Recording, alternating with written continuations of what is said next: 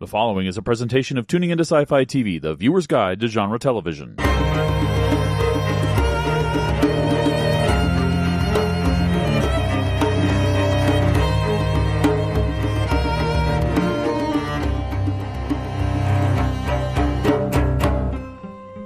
Hello and welcome to the Small Council Matters podcast. I am Wendy Hembrog, and this council is in session. First, let's call to order around the table and introduce yourselves, please, Maesters.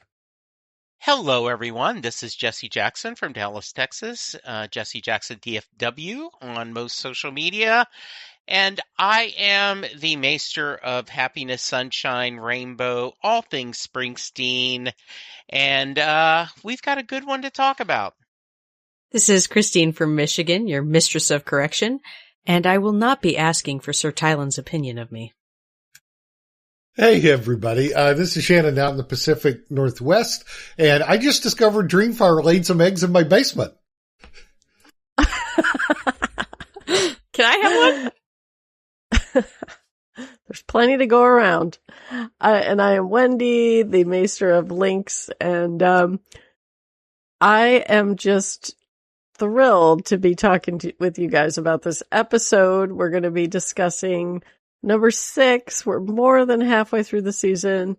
This episode's titled Faceless Men, and I'm going to want to hear your thoughts about that title at a certain point as we discuss. Before we get into the deep dive into the episode, just a reminder, we love your feedback. You can send ravens. We'd love for you to get involved with other listeners on our Discord channel. We have one specifically for Game of Thrones for the TV series only, and we have one for the book readers. So if you don't want to be spoiled, we have a way for you to avoid that. You can also contact us through social media. We are at SCM_pod or at Tuning Into Sci-Fi.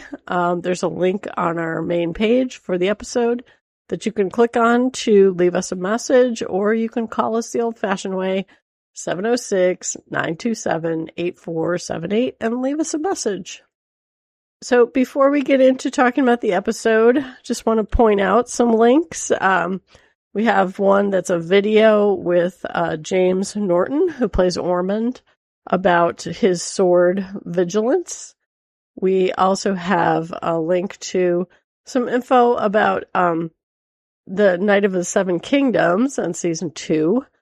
And as usual, we have links to the bonus features from HBO, the House That Dragons Built, which is, sort of the inside the sets and the details of the production, as well as inside the episode where Brian Condell talks about, along with the cast, sort of key plot activities in the episode.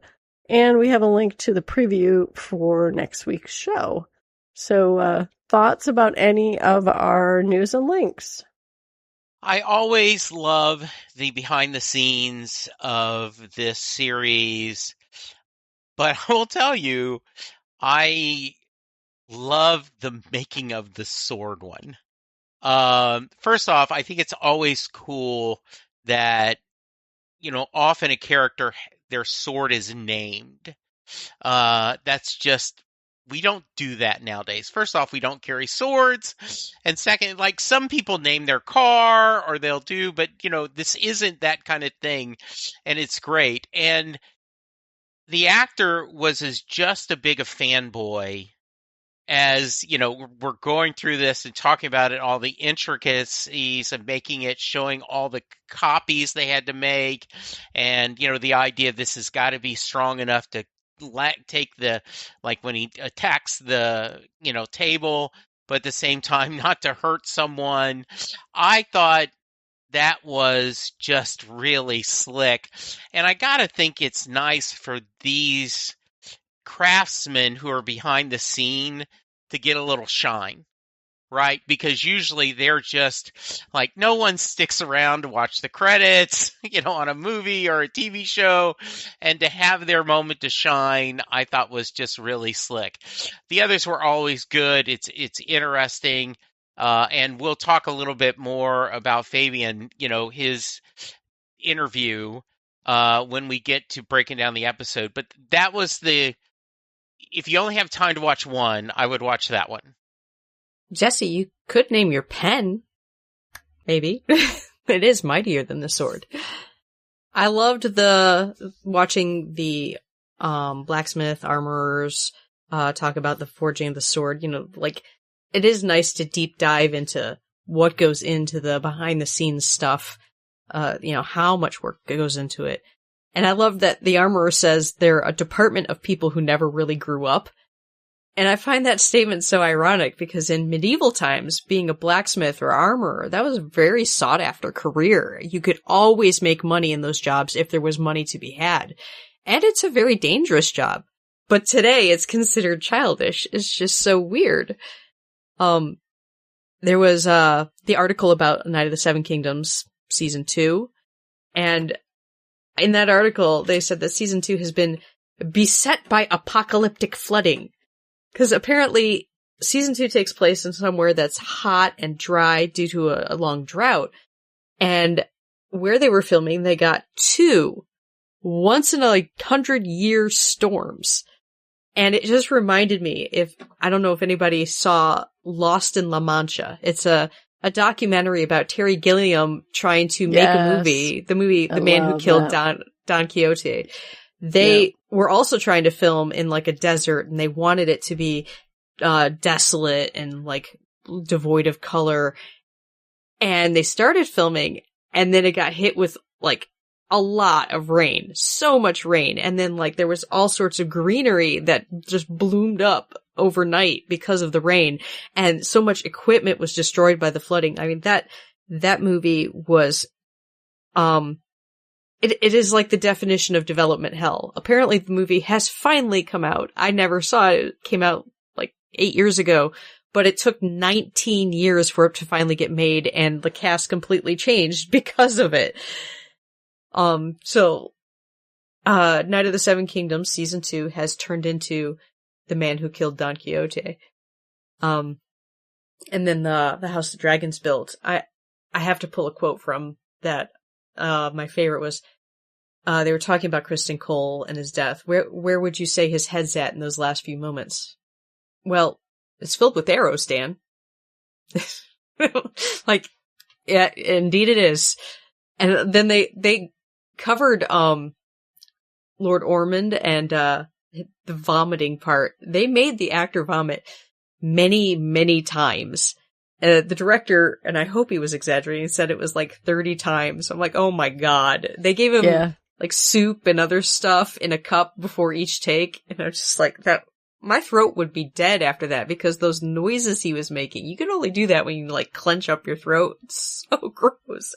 Over and over and over. Who had to clean that up each time too? And then I back to what makes this show take so long is they actually build these houses. They built Flea Bottom too. And I was impressed. It's actually not a lot of street, but they do so many different tricks to make it look like it's a lot more. And my favorite part of that whole set, and I noticed it when I was watching the show the first time, was the trench with the little footbridges over it. I love that because it was mentioned back in Game of Thrones by the Onion Knight that the piss and shit just flows right past your door, and I'm there it is, right there. That's the sign of Flea Bottom for me. I love all of this behind the scenes stuff. Good articles this week. Yeah, the funny thing about that was in the behind the scenes, I love Ulf as a character annoys me, but the actor who plays him is so funny and charming.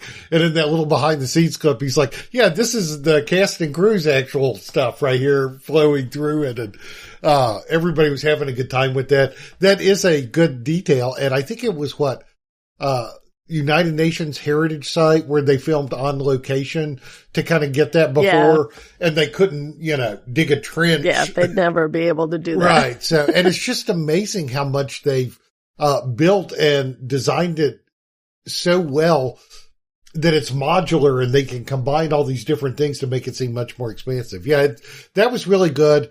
I loved the sword thing. As Jesse said, James Norton was fanboying out over it, and I'm sure that's going to make the armorer and the whole team feel great.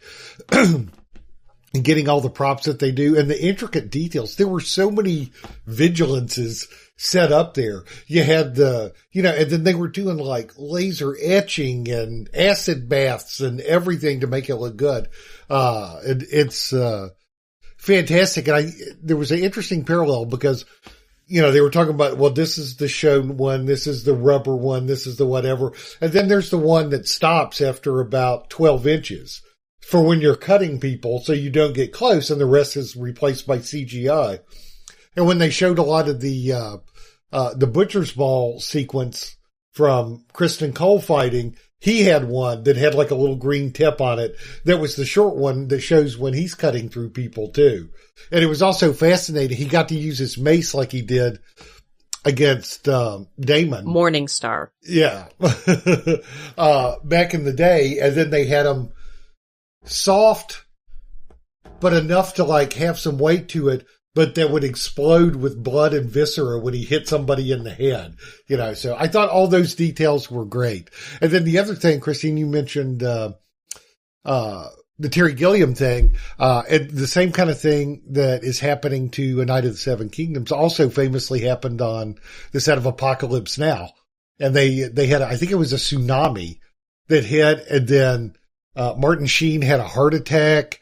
And it was just this whole series of things that just totally screwed up the making of that movie. And they made a great documentary about it called Heart of Darkness, which chronicled all the problems on that. So yeah, that's kind of what that reminded me of it too. But fortunately, nothing happened to the actors. They have the story. But again, another irony, part of the plot of that book is they get drawn into, a water dispute because it's in a drought, and then they're like, where can we find a dry place to point a camera? It was one of those situations. So good behind the scenes stuff this week. Yeah, definitely. The Night of the Seven Kingdoms piece was, delightful. Definitely shout out Lost in La Mancha. I've also seen that. I didn't realize he ever finally got to make that movie. Right? No, I really didn't. It was fascinating though, the things that happened, and highly recommend that documentary. The other thing I wanted to shout out for Night of Seven Kingdoms though is it's been nominated for an Emmy for Best Drama. I don't know what its odds are that it's going to win, but I just think that that's fantastic because we talked a lot about just how much we enjoyed the story and the characters, beyond the whole, high fantasy element to this show. The other thing I wanted to also shout out, the sword video was fantastic.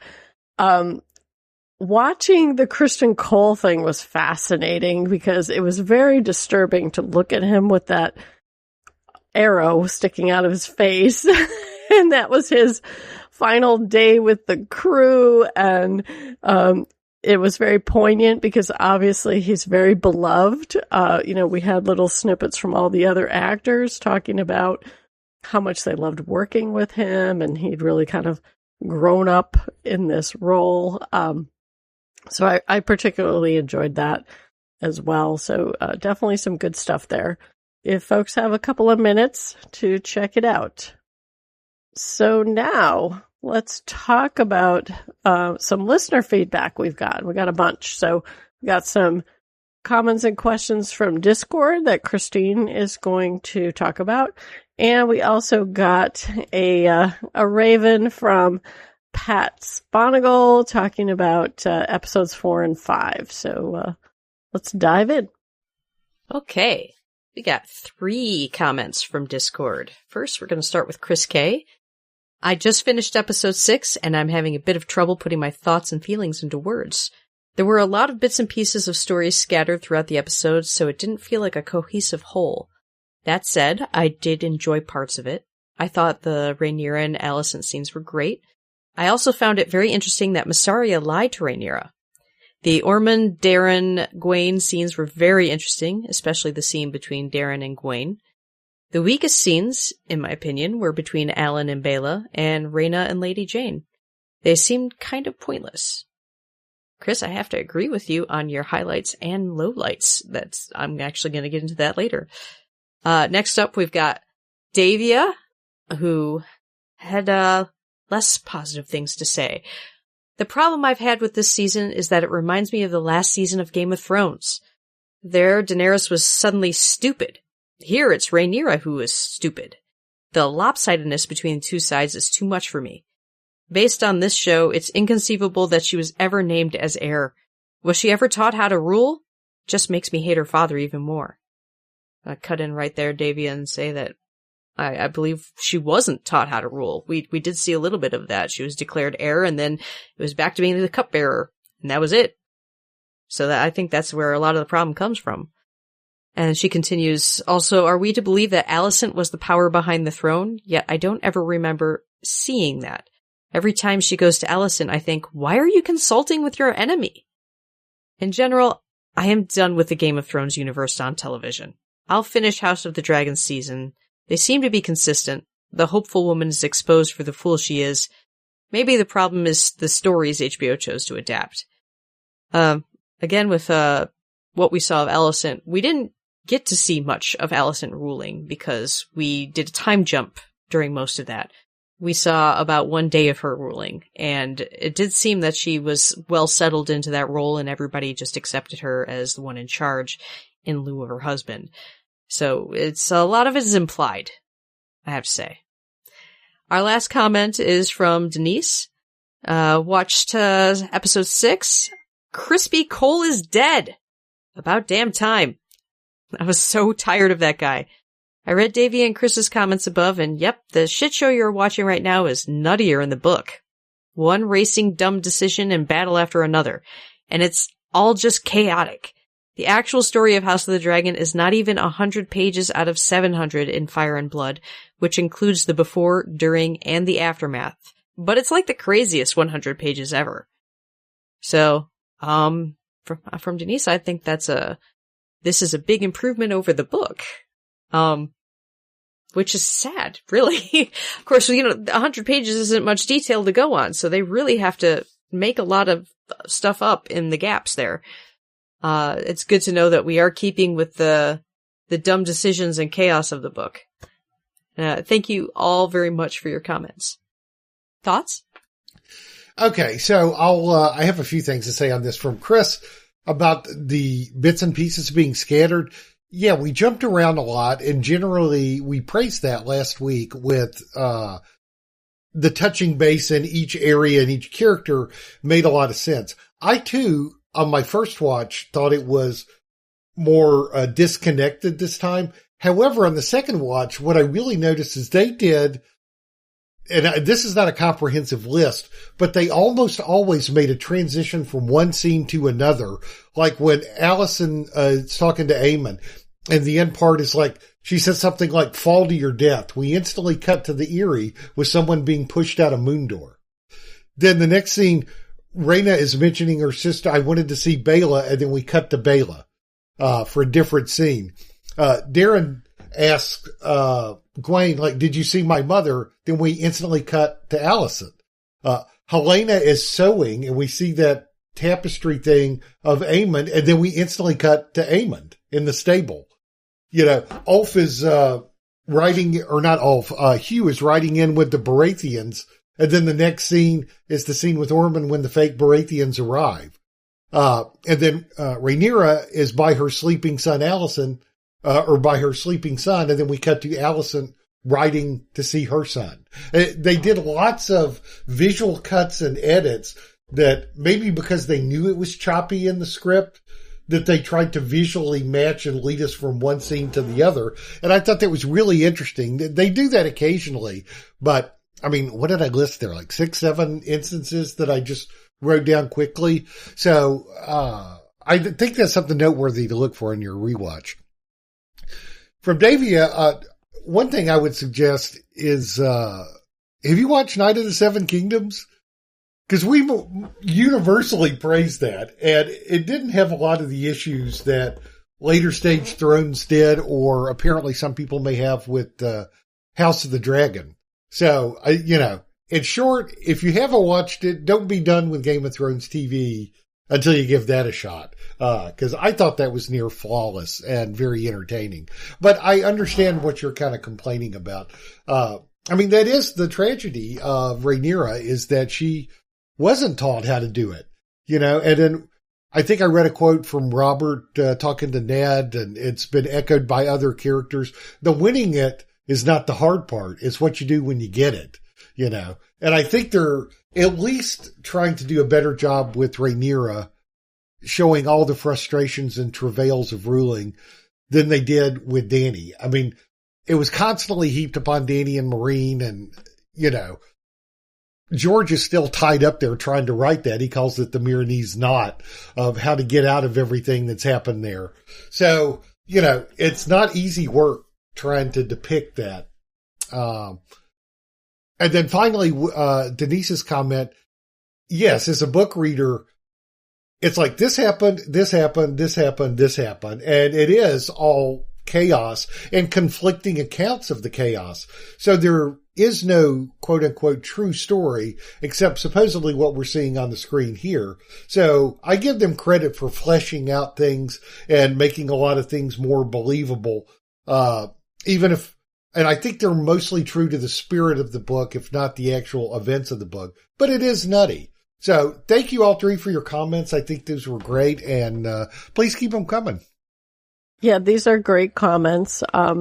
Was there an actual story in this episode? To me, no. It felt like a speed run through just character-driven mistakes and poor choices, but I didn't actually feel like there was a story. It was really like event.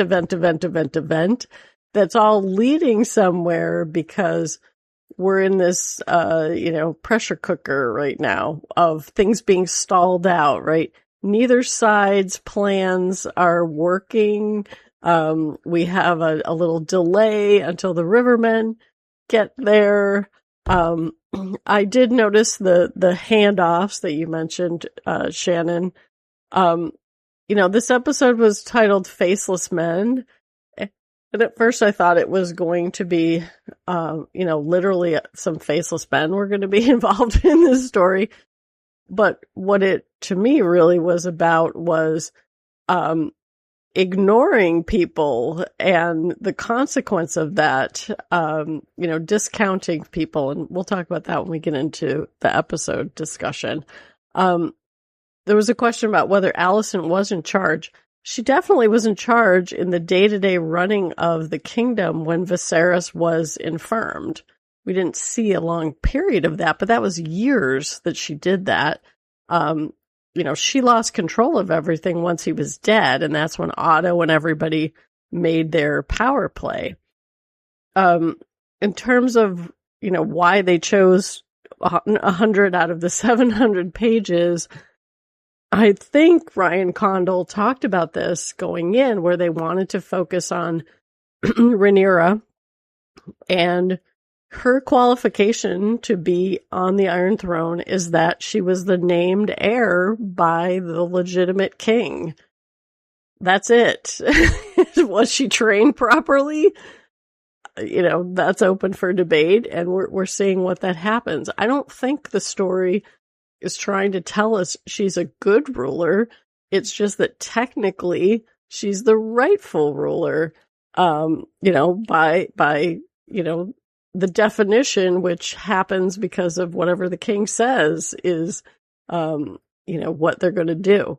I'm wondering if in the book, these characters are more terrible than the ones we're seeing on screen. One of the things I think the show is very effective at is showing that these are flawed characters. We have a great deal of sympathy for them.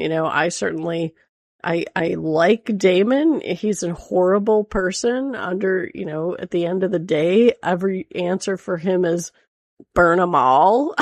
He's not made for governing. He's made for fighting war. And we're seeing that play out. We're seeing kind of the worst impulses and instincts of all the characters play out. And a few are, rising to the occasion, like Sir Gawain did in this particular episode. So thanks so much, everyone. This was really fun, great feedback.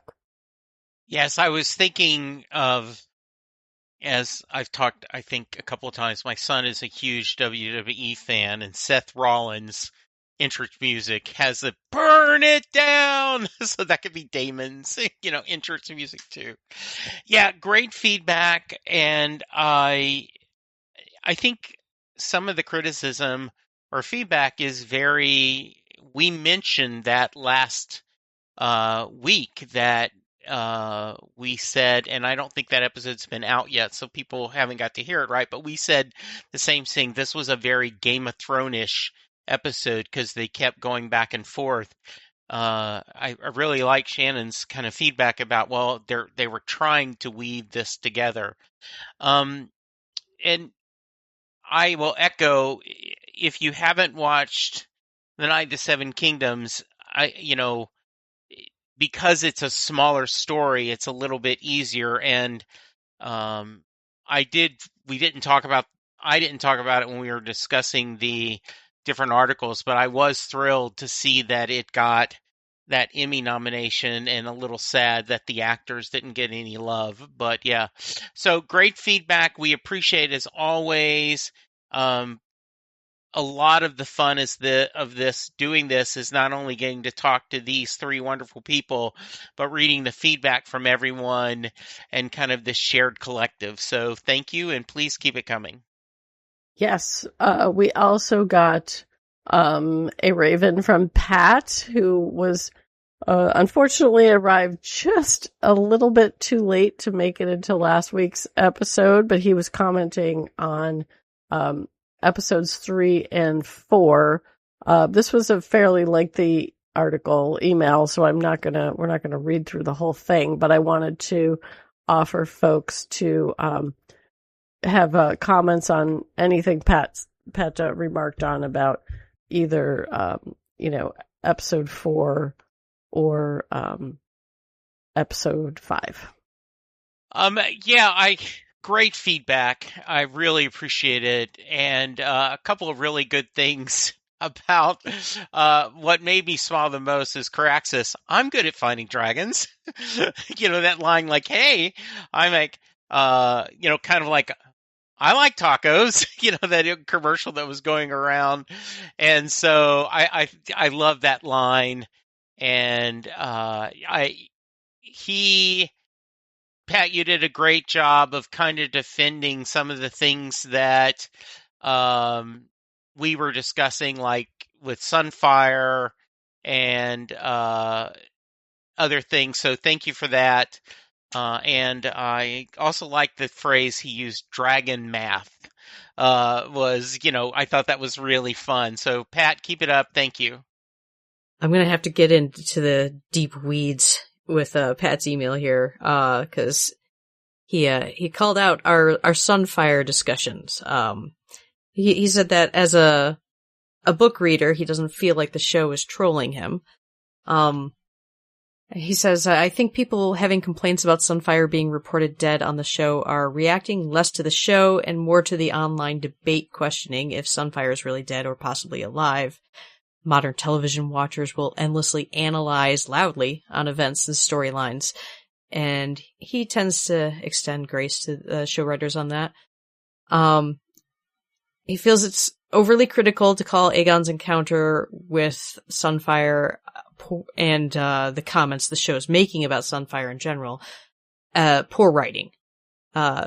He compares it to seasons 2 and 3 of Heroes, saying that Sunfire's storyline is Shakespeare compared to that. Well, yes, Heroes after the first season really went downhill, but season 2 was during the writer's strike, and Heroes was one of the first shows to really explore taking their story into interactive mediums like websites and fake phone numbers and shows never used to get so much feedback from their audience while they were still making the show, and they reacted poorly to that new world. So I really feel that's where Heroes fell off the line. But back to this show. This dragon has ceased to be. It is an ex-dragon. Listen, I'm not against the scene with Aegon and dead Sunfire. It really does make sense. But they seriously went overboard with feeding the "it's dead Jim" lines to the audience leading up to this moment. And I still think there are two plot holes of Bela not mentioning seeing Meleese's body and Sunfire not being picked apart. All of those lines were written to the book readers. Someone only watching the show wouldn't need all of that reminding that Sunfire is dead. If they had mentioned it once or twice last season and then just had the scene with Aegon, it would have felt normal. This felt forced. And they have continued to mention that the dragon is dead after the scene with the dead body. And since you like parallels to Game of Thrones, it was the fact that they constantly brought up Jon Snow's mother while simultaneously not telling us who she was that made non-book readers like me perk up and go, wait, who was Jon's mother? There's something going on there. So now, getting beat over the head with the fact that Sunfire is dead makes me think there's something they're getting at. Personally, I really hope future Sunfire gets replaced with one of those eggs that was hiding in Harrenhal. But on a more positive note, Pat also said, I'm curious to find out what's motivating Vhagar to head out burninating while Aemond is recovering under Alice's care in Harrenhal. Is Vhagar just burning stuff for fun, or is Aemond, quote, riding Vhagar in his dreams? Or is Alice responsible? I have no idea. This is a new twist on Fire and Blood with Vhagar, presumably ridden, wreaking havoc in the Riverlands countryside. I think it's interesting that someone might actually be riding Vhagar instead of her simply going off on her own. I think it's a cool idea that Aemond might be doing it in his dreams. That's fun. My thought was just that she's hungry and she's going off to feed herself. And also, we're pretty sure she has dementia, so there doesn't really need to be a rationale there. But I like your theory too. I hope that's it. What do you guys think? So thanks, Pat. Always welcome to receive your missives. Lots of interesting stuff in there. I'll touch on a few we talked about. You did bring up Rhaenyra ruling and compared it to Dany, which I already touched on. The reason for Vhagar being gone, there was an interesting twist in this week's episode when Alice was talking to Aemond, and it's like, you know, there is a connection between dragon and rider, and maybe she senses that you're not up to speed, meaning Aemond, and in danger, and is staying away from where you are so people won't be drawn to find you until you're ready to get on me and let's fight. You know, so it could be as kind of a protective move from Vhagar to stay away from Aemond, more so than just being hungry. Or it could just be being hungry. Who knows? But I like that they put like, that could be a reason in there. And then, you know, at the risk of beating a dead horse / dead dragon, the Sunfire thing, I get everything that everybody said. My complaint about the writing is I think we've hit it too much, you know, on both sides of the aisle. And, you know, Christine, you mentioned Heroes, and Lost was out around that same time. And that really, there's always been, I mean, going back to AOL forums or, you know, CompuServe, and there's always been X-Files, for goodness sakes. There's always been shows that invited fans to dig into the deeper lore and mysteries. But I think that era, with the advent of Twitter and the internet and everything, and then doing AR games and webisodes, people started looking deeper and deeper into it, and writers on podcasts and on interviews and whatever also love to tease fans and put out theories that may or may not ever make it into the context of the show proper. So I think there's also some of that going on here. So I'm just going to sit back and watch what they do with it, basically, with Sunfire. Thanks for all your comments, Pat. Really enjoy reading them and look forward to hearing from you again soon. Shannon's got his popcorn out. Yes, thank you very much, Pat. I do want to echo what Christine said about, placing a dead dragon on the mantelpiece and then, continuing to shoot the camera to the dead dragon on the mantelpiece. That something's got to happen to it. And, I'm just not thrilled with how they're executing that story at this point. But, we'll see. Maybe they'll stick the landing, as they say. Pat also made some interesting comments that I thought about Rhaenyra in terms of, what she's up against, right? She's not making great decisions. Some of that is lack of resources. The gold is gone. There is no food. And then there's the obstacles of her own, council. We have Daemon, who is resisting, as I mentioned, the problems of ruling until it's his gold cloaks. But, his first instinct was to just burn them all. And in hindsight, maybe instead of taking Daeron captive, they should have taken Ormond, or just taken Ormond out, cut off the head of the snake. Maybe that would have weakened the Hightowers enough. That's my own speculation. But, now he's stuck in King's Landing. He's not flying off. And as Pat pointed out, Caraxes is pretty good at finding dragons. Caraxes can probably find Vhagar. And I'm very curious how they're going to explain what Vhagar was doing, or if it'll be unexplained and Vhagar will just show up one day, maybe when one of those other eggs cracks open. I liked Alice's theory that maybe it was a protection action by Vhagar, knowing that it's better for her to go in hiding as well. So that will be very, very much something interesting that I'm looking forward to seeing. So thank you again to everyone who shared thoughts and comments. We really appreciate it. It always stimulates some good discussion. So now let's start talking about the episode in a little bit more specifics, and we're going to go around the table with our quick review, ratings, and thoughts. The episode started strong. Then we got a little bit of what we've been seeing the past couple of weeks, where we're moving the plot along. And I know it's very hard to do a full story when you're doing episodic, kind of this, you're telling a long form story. But overall, it was good. I enjoyed it. Certainly some highlights and great things to talk about. So I'm going to be a little bit higher than I've been lately. Give it 8.5 out of 10. Offensive odors when you come to assassinate a possible king. Yeah, something smells in here. Some quick thoughts.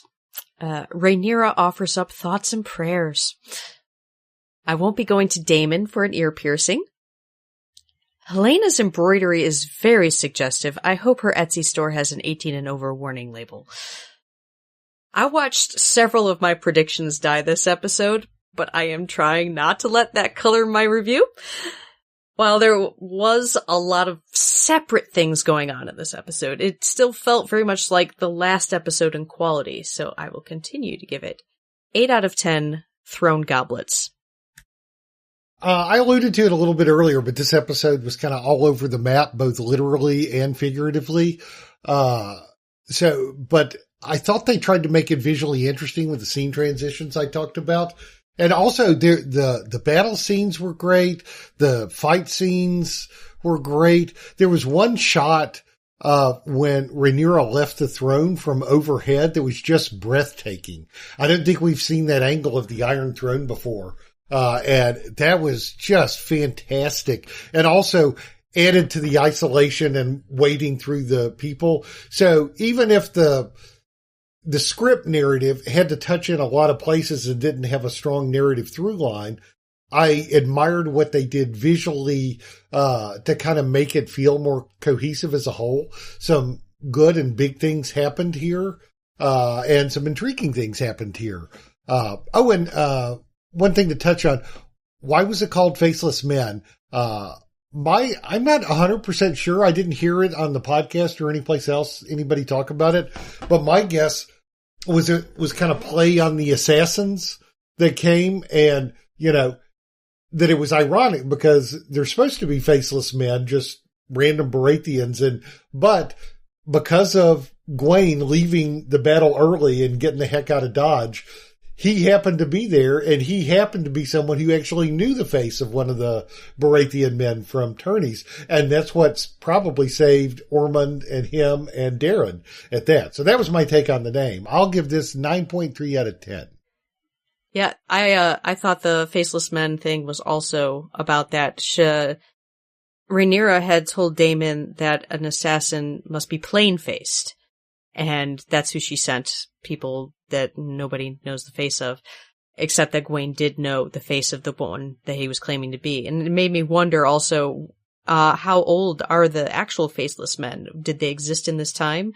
I think this is a good example of why they're needed, because if they had used a proper Faceless Man for this, Gwaine wouldn't have known it wasn't him, because it would have looked like him. Yeah, to me, the Faceless Men was a little bit of irony, because we had Ormond actually talk about don't let common men, become elevated because they can't be trusted. And, you'd have to keep them down. And Daemon's confrontation with the guy who I would call him a nameless man. I recognize his face because he was the guy at the Scorpion that Alicent told, leave your post. And he's the one that we saw with the little birds conspiring to kill the gold cloaks.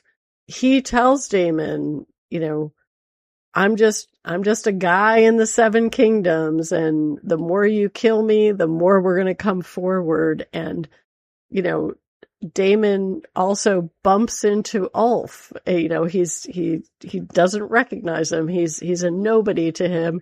And that's what starts the whole confrontation with Ulf that, continues to sour Ulf, who is one of the common people on, Rhaenyra. So, to me, it was sort of how we treat those faceless men. And to Christine's point, the fact that Gwaine knew the face of the man who was supposed to be there.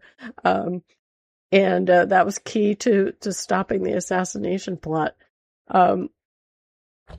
Cole is dead. The nihilist gets the death he wanted. And again, he's a guy that will history remember him, or is he just another dead guy on the field? That was something that I was left with in this episode. There were many highlight moments, but I finished the episode feeling like it didn't add up to, the whole was less than the sum of its parts for some reason for me. So I'm going to give it 7.5 out of 10 arrows to the face. And we'll talk about that now more in all of our details. We're going to start off with highlights, and we're going to have Jesse light the way. Yeah, I'm going to start the way the episode did with Kristen Cole. I just thought this was very cool, because last episode he had talked about a glorious death, and I am going to die and they will write songs about it. And Alicent is going to be so sad that I've died, and in my death, she will know that I'm her true love. Now, that isn't what he said exactly, but that's as a firm viewer of too many Hallmark movies, that's what I'm writing in there. And, you know, he's ready to be the tragic hero. And you know, it is interesting because when they are tricked and, you know, the people were playing possum and they came up and we see this big battle, and then Cole looks around and like, oh, we're surrounded. Look, General Custer, Native Americans. And he tries to, okay, well, how about you kill me and let my people go? And young Lord Tully's like, nope, I need more bones to build my, you know, shrine. And of course, the Winter Wolves like, no, we're just, you know, we want to have a battle. And then when he even talks about, well, let's do a duel, right? Let's do a thing. And like all of a sudden, thoop, thoop. And as a viewer, I'm like, oh, wow. First off, I can't believe they killed him off like in the first, you know, it felt like the first 5 minutes of the episode. I didn't time it to see actually when. And then one of the things I'm hoping that my fellow Maester Shannon can go into, because in the behind the scenes, and he was the guest on the official podcast, he talked about, I wanted to die the way the book had me die. That was important to me. And I am a sucker for the calling out, ladies and gentlemen, this is a series wrap for Fabian, and I'm drawing, you know, Frankel. You know, Fabian, Freckle. I just think that is a cool tradition that they do. You know, they don't do that at the end of my shift. And that is a shift ending for, you know, director Jesse Jackson as he takes Thunder Road, his trusty pen, and heads off. By the way, that's what I'm going to do now, Christine. I'm going to call my pen Thunder Road every time. Excellent. Yeah, so I just loved this. You know, it's one of our core cast.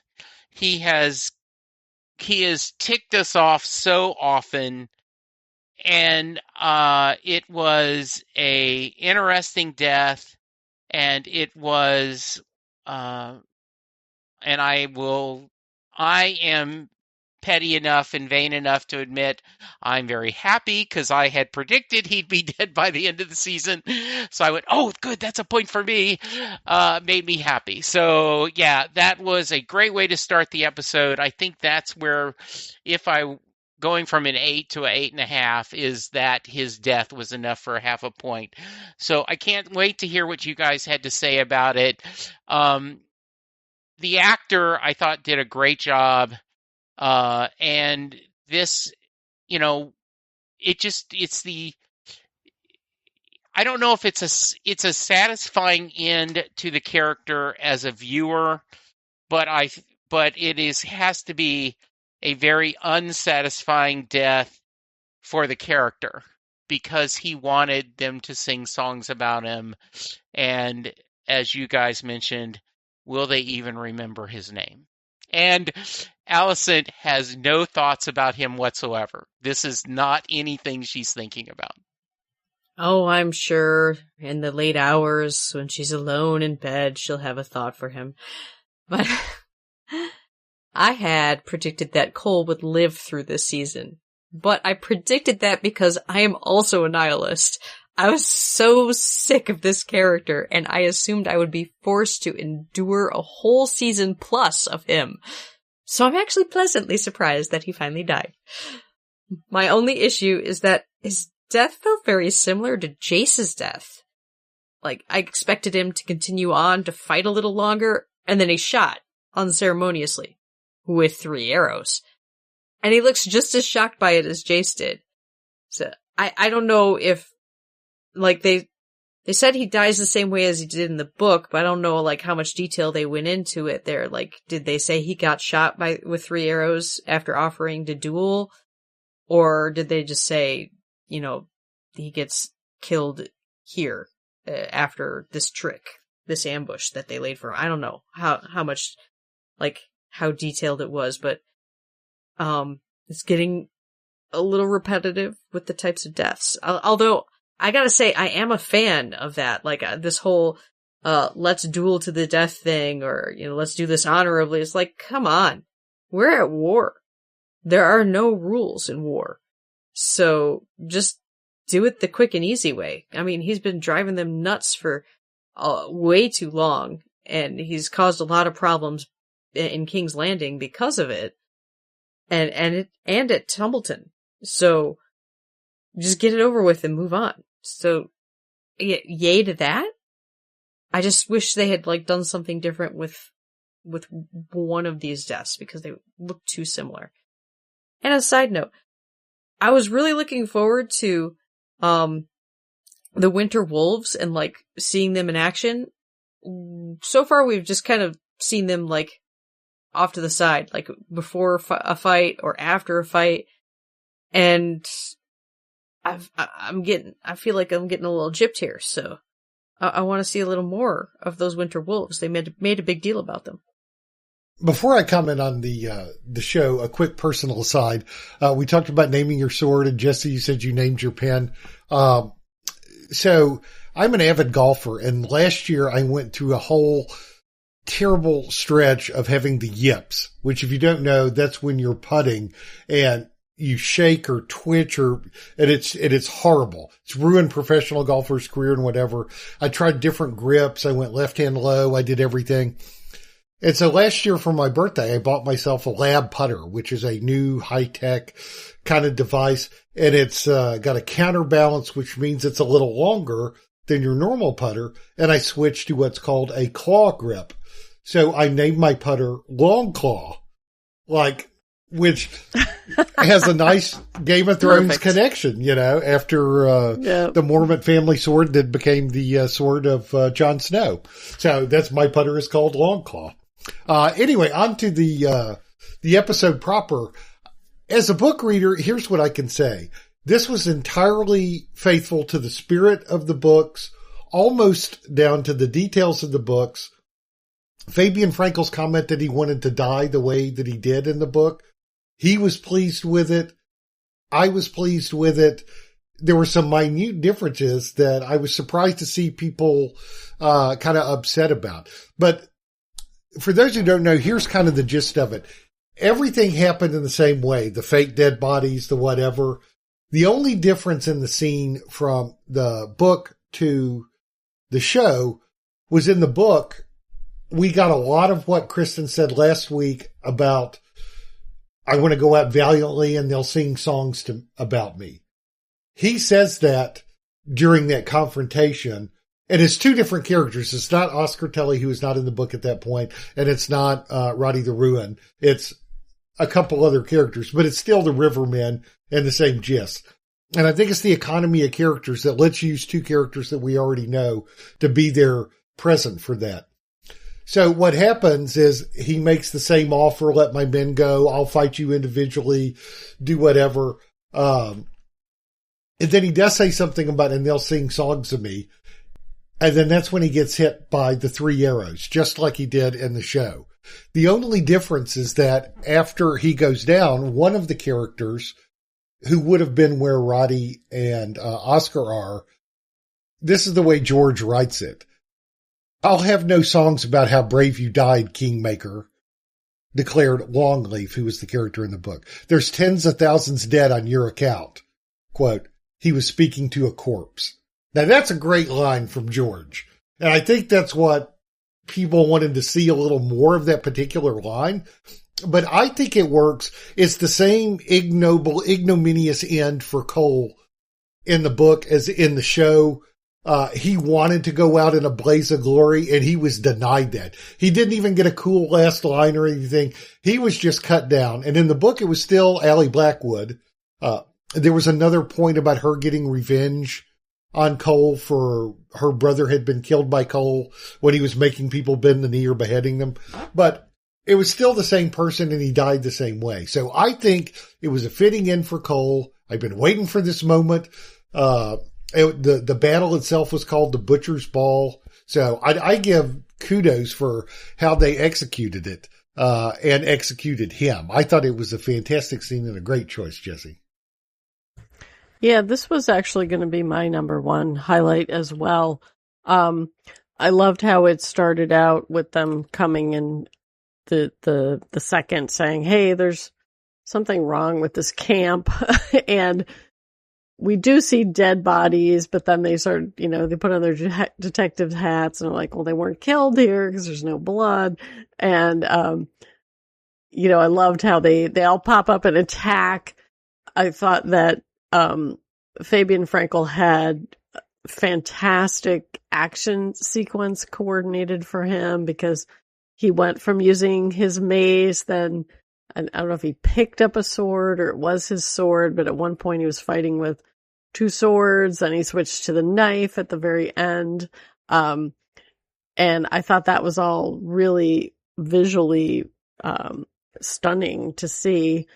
And then when they actually have the very, I'll call it distant thrum of the drum beat coming, he yells out, we light the way. And as soon as they kind of declared victory, I knew something bad was going to come. and they're surrounded. I loved how the Winter Wolves just kind of emerge from that fog. I loved that it was, the young Tully throwing, insults like, well, I'd take you up on your offer, but I don't have enough bones for the sept, from your people. And then, when the Winter Wolves say, what better way to die than blade in hand? It was almost like that moment of recognition with Cole, and then he takes out Allison's favor, and I knew he was dead for sure when that happened. And the thing that surprised me, and it almost felt like a dirty trick to me, that he's in the middle of negotiating with them, and that's when he gets taken out by the archer with the 3 arrows. But I don't know why I was surprised. This is Game of Thrones, and people do things that are not by the book all the time. And I did like that, he was just dead. And then all of his men were completely overrun. It would have been interesting to see somebody yelling at his corpse, but I don't think that was necessary. I think it didn't bother me that he was killed by arrows the way that Jace was, because the setup for that character was so different. We've seen him on this feudal death march, for many, many, many episodes going on. So I didn't have a problem with the fact that he was hit by arrows as the way that he went down. Great choice, Jesse. Okay, Christine, what is your highlight? I am going to pick Gawain at Tumbleton. I have honestly not had a second thought about Gawain the entire time he's been on this show. But now, he's like the only person who's speaking sense. I loved his attitude. He's reporting to Ormond, and he's clearly put up with his crap for most of his life now. And after the crap he's been through with Cole, he's just done. And he got spicy too. Ormond's all like, the great houses cannot but come to our side. And Gawain's like, have any yet come? Like, yeah, speak truth, man. Ormond is there trying to insult him by insinuating that he's sleeping with the soldiers. And Gwaine just basically rolls his eyes and is like, I'm tired. I haven't been in a feather bed in months. I'm taking my leave. and he just, like, Ormond continues to insult him on his way out, telling Darren to, keep his back to the wall. I'm like, just give it up, man. But the next part is what I really enjoyed. We got this, like, peek into the relationship between Gwaine and Darren.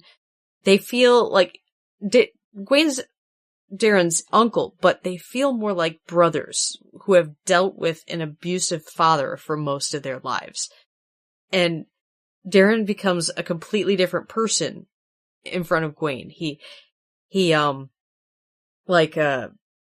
was just being still and deferent to Ormond while he's in front of him, and then he gets down the hall and he's like, you left me alone with this guy. Why'd you do that? And you're like, why are you acting like this? Like, what do you think I had to do this because you weren't here. This is what happened when you left me. It's just this complete flip from what we've seen from Darren up to this point. And there's so much of himself he's suppressing just to not get, I don't know, beat up by this guy. But my favorite bit is, that Gwaine really gets to shine when the assassins show up. His unique knowledge of knowing other knights' faces and how pretty they are, paired with his experience in battle that he recently gained being on the road with Cole, it makes him quick to assess the situation and act. And Darren's relationship with Gwaine allowed him to see that something was up when Gwaine starts to move, and to stop Ormond's man from interfering. And, like, the quick action that was going on in that scene, that Gwaine, like, hearing the knight's name and going, wait, I know that guy. Yeah, this isn't that guy. These guys are all acting a little weird. I'm just gonna move over here real quick, and just starts going at it. Like, he grabs a table knife and slashes the guy's neck. He's so quick. It's awesome. This is the best fight scene in, like, this whole episode. And, like, I'm just like blown away by the fact that every episode of this show keeps, like, drawing my attention to different characters, which is so different from, like, what it's been before. Like, in the past, I've always, like, been picking the Daemon scenes, or, like, in Game of Thrones, I was always picking the Tyrion scenes or the Arya scenes. But this show, like, shines a special spotlight on different characters each episode. It makes me go, ooh, I see you now. It's just amazing how they manage to do that. They, like, keep these characters kind of hidden until it's their moment, and then suddenly I like them so much better. It's pretty cool. Good choice, Christine. That was one of my possible selections as well. I will agree with you a little bit that I think that Gwaine has kind of been on the periphery. I mean, he's been a good sounding board for Cole and his nihilism and providing a contrast with that. Again, this is total show invention here. Like most of his time with Cole in the Riverlands, plus his coming back to Tumbleton. But I always liked having him around because I'm fond of the actor Freddie Fox, mostly from his time on Slow Horses, which is a great show, and he's great in it. This episode had the most intriguing parts and revelations about Gwaine that we've had thus far. We learn he might be a little gay. We learn that he was kind of a buffer between Ormond and Darren early on. You know, and that Darren felt like, oh my God, now I don't have a protector anymore. And he's been completely sucked up under Ormond's influence. And Gwaine recognizes that too. Like, oh my God, what has happened since I've been gone? You know, and that he certainly doesn't have Ormond's respect until later Ormond does begrudgingly acknowledge him after the foiled assassination attempt. But I love the little interpersonal stuff with him and Darren. It made us see just how trapped Darren feels. But you could also feel what Gwaine was saying. I've been following a nihilist around, seeing people butchered. I just want a feather bed. Come on. And then with the, when he's finally taken a shower and slept some and the Baratheons come in, I love the design of that scene. So when they come in and like at first, I like how they set it up because all we knew is when the Baratheons told Rhaenyra, "We'll do, if there was anything I could give you, Your Grace, I would." She's like, "Hand me your belt." Yeah, and it's like you think, is she going to beat him? What's going on? And then that's when it pays off. And I thought that was so clever how they did it. Because I didn't catch it at first because there was a bunch of white guys with beards walking in. And they were obviously dirty from the jungle, or the travel, rather. But then the sound design, because as you can tell, the odor and the dirt is overcoming Ormond. The sound drops out a little and gets like there's pressure in your ears, kind of mirroring his emotional reaction to it. And then, as you mentioned, Christine, Freddie Fox did a great job because at first he looks kind of quizzically like he's paying attention. But just as soon as they say, we need to bow, we'd like to bow to the king. And Ormond helpfully points out, oh, here's the one you want to kill over here. That's when it comes to a realization on Gwaine's face, and you see him looking furtively back and forth. And as he goes to a ready position, they do a quick cut, and John Roxton also puts his hand down to his sword, like he's sensing something's up too. And then Gwaine just takes that action and slits that guy's throat, and then it becomes bedlam. Yeah, I love the way that unfolded. It created real tension. It was just, I thought that whole thing from the setup going back to give me your belt to the finish of it, and then Ormond begrudgingly respecting Gwaine after the fact was great narrative storytelling and setup. Yeah, this was also going to be one of my choices. Gwaine was the MVP of this episode, in terms of his ability to assess what's going on and make the right decision. He's been wanting to get back home for a while. He was trying to tell Kristen, hey, we need to get to Templeton as soon as possible. He shows up and all he gets is crap from his brother. And you can tell he's just done. 'Cause in that conversation with Darren afterwards, Darren is upset with him, and he's like, look, kid, I'm doing what I can do. You know who this guy is. I'm just going back to Old Town and I'm going to get ready for the fallout and clean up on aisle 3 when inevitably Ormond does something really stupid, and we lose. They clearly both have been bullied by him. So I did like that he changed his mind, and mostly to protect Darren, but he also was pretty brutally honest with him. He's like, look, you're the king now. You didn't have a choice in that. Ormond basically put a bullet, put a target on him now by naming him king. And then I loved when Ormond is later, before the assassins come in, he's talking about, I mentioned earlier, never trust an elevated commoner. And we had just cut from Hugh and seeing him with his failed attempt to reconnect with his wife, who, nobody told the wife that he had secured a dragon. I know he went searching for her, but and he knew that she was in Tumbleton, but I guess commoners can't send ravens or get messages as effectively as other people can. But when Ormond hears that Baratheons are here, he's like, oh, Baratheons are here. Stand up, everybody, look good. And then we have this long introduction of Ormond's titles when they arrive, and Gwaine has this weird look on his face when the guy says, I'm Aryan Baratheon. And then when there's the moment where it's like, we want to bend the knee to the king. Who's the king? That's when everything really goes off for him.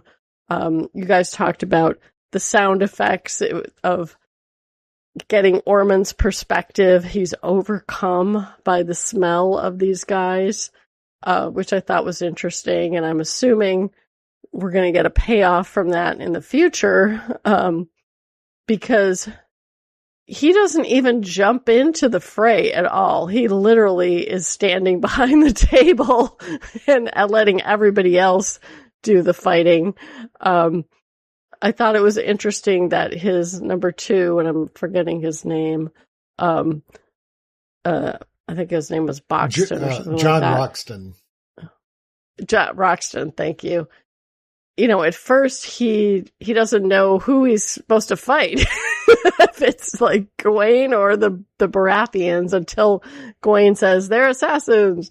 And so I loved all of that. And then I loved the scene afterwards when the two of them, Gawain and Ormond, are standing at the window looking down on Daron, and he's out.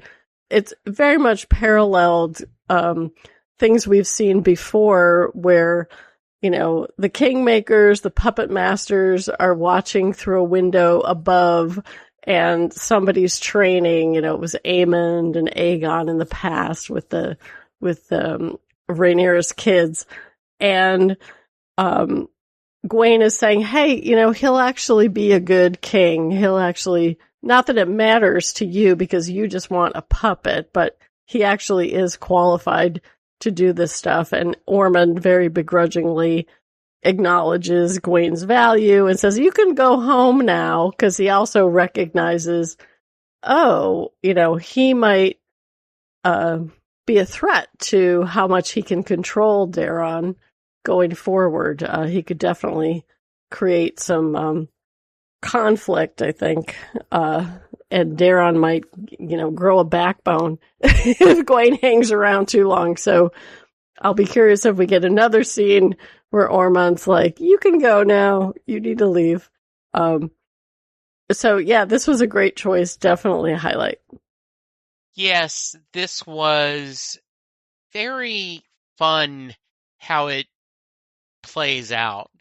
You see these people that have traveled, and, you know, Ormond is just everything he can not to, you know, actually throw up, and then he does throw up later.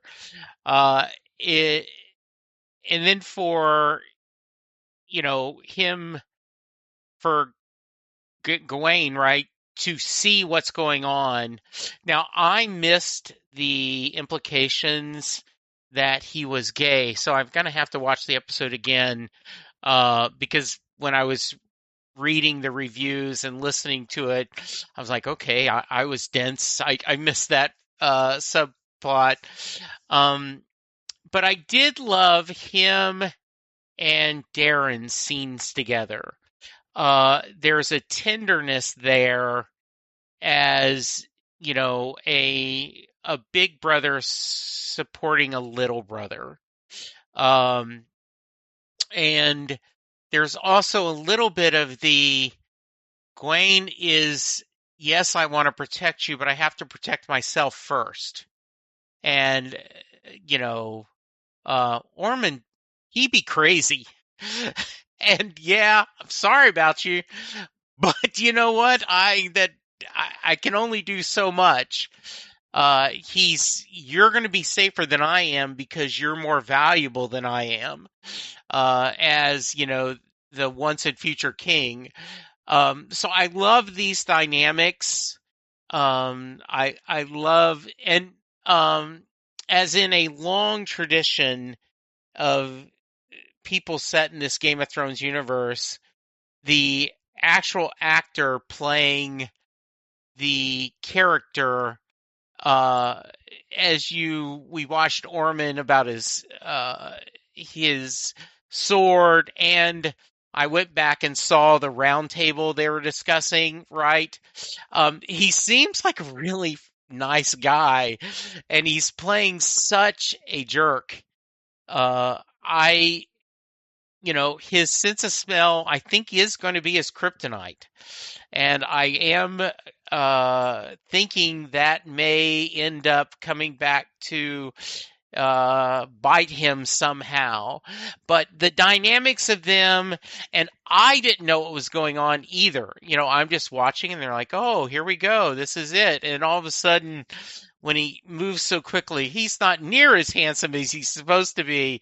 You're like, wow, what happened? So great scene and a great choice. Okay. So, Shannon, what do you got? So to set up why I chose this scene, I'm going to recount a classic scene from the best baseball movie ever, Bull Durham. For those of you who haven't seen it, it's about a minor league baseball team with a bunch of misfits. They were bad. They got a prized rookie, got on a winning streak, and then they're having a bad game. And so all the players come to the mound for a conference. And then the assistant manager walks out, and Crash Davis, Kevin Costner's character, the catcher, when he asks what's wrong, he says, well, Nuke is scared because his eyelids are jammed and his old man's here. We need a live rooster to take the curse off of Jose's glove, and nobody seems to know what to get Millie or Jimmy for their wedding present. It's one of the best scenes in a baseball movie ever. And for that reason, that reminded me of Rhaenyra's small council meeting. So, they get into that meeting and they sit down, and it's like, I'm being mocked by Ormond. They've got coins with King Darren's face on it. The City Watch is being murdered, and there's nobody to protect the citizenry. And where is my army? And then Daemon says, well, he'll go there on Dragon. We should have burned him. I'll take care of it. And Lady Frey and Torrin Manderly object to that, saying, well, it'll kill all the people and whatever. And while they're talking, in comes a goblet flying at their head. And I spit my beer out when I saw that. Daemon didn't have to say anything after or before that. We just saw the goblet and hear it rattle around. But of course, after that, he says, I'll hear no more from those whose greatest battle has been with their own indigestion. So that, to me, was just made it a Hall of Fame scene right there. And then we get the rest of the scene, which is basically showing us, how bad things have gotten. But it depicts it in kind of a humorous way. And then we talk about the Alan preaches patience. And then, she and Daemon kind of go at it. And she's like, my father would abhor it. And he's like, oh, that's why, because of your dad. And she, kind of says, no, I need you to handle the City Watch. It's your personal thing. There are others we can send to Tumbleton. And, it's a good scene that kind of sets up the next things that come at it. And I thought it was just funny as all get out. And just kind of makes light of, it wasn't more woe is me and Rhaenyra, having to deal with all the frustrations and everything. And it was done in a very humorous manner. The one thing that I questioned in that scene, though, and I don't know if it'll have repercussions or not, but when Daemon said something about the prophecy, they didn't do it in High Valyrian. So the only people that know that were, obviously Viserys told Rhaenyra. And then right before he died, Rhaenyra told Jacaerys as her heir that you need to know this. And she told Daemon, and remember Daemon's reaction? He slapped her. He got so angry, because Viserys didn't tell him, which means he never viewed him as an heir or a worthy successor or worthy of trust, about this important Targaryen prophecy and secret. So I don't know why he would bring that up just in the King's English, so to speak, rather than High Valyrian. And I wonder if that'll have any repercussions, because the Manderleys and Valerians were probably like, what prophecy? What? Do we need to know about this? But other than that, which may or may not have plot implications or could have just been sloppy, I thought that was a really, really funny scene.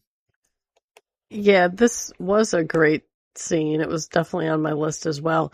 I kind of wish they had slowed it down, because the first time I watched it, it went by so fast. I did laugh when Daemon threw the cup. And I noted, Alan's pushback when he's like, yeah, I gotta agree. We shouldn't go in and burn the town. We should wait for the Rivermen, who are on their way. We know they're on their way.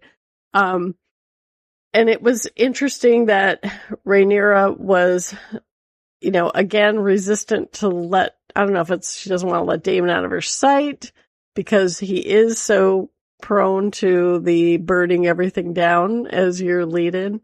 I did notice that he referenced the prophecy, but he didn't say what the prophecy was.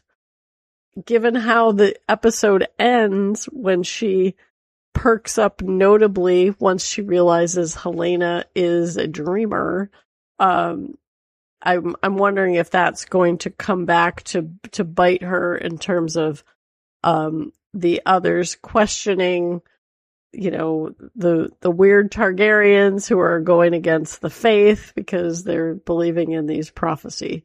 But at the time, I actually thought it was really interesting that she's like, no, we're going to go assassinate. We're going to send in assassins. And I just need one, and it needs to be a faceless man, not Daemon, to go do it. And then that continues to be her go-to choice, even though, and she doesn't know the first assassination plot has failed when she goes to the second one, which is later when she basically tells Alicent she has to go to Harrenhal and kill her son, in order to have a shot to free Helena down the road. So to me, the thing that was interesting about that small council was, even though it was kind of out of control, she was sort of firm and committed in her choices. And, Daemon went to the whole prophecy thing to, again, back up his idea that, you always fight with strength. And he, refers to Aegon. And of course that sends chills down everyone else's spine because they're like, well, Aegon just killed everybody. And it was like, well, at the time, nobody was obeying. So, he didn't have any loyal people. Everybody was an enemy. So yeah, I like that choice a lot. Great choice. To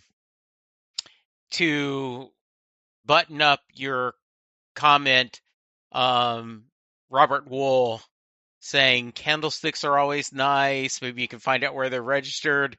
Let's get two. Ended this thing. And I always love that, the idea, right? Like, just the coach has to say, well, and let's get two. I went to a Texas Ranger game today, and I was sitting next to someone. It was a work event, and she knew nothing about baseball.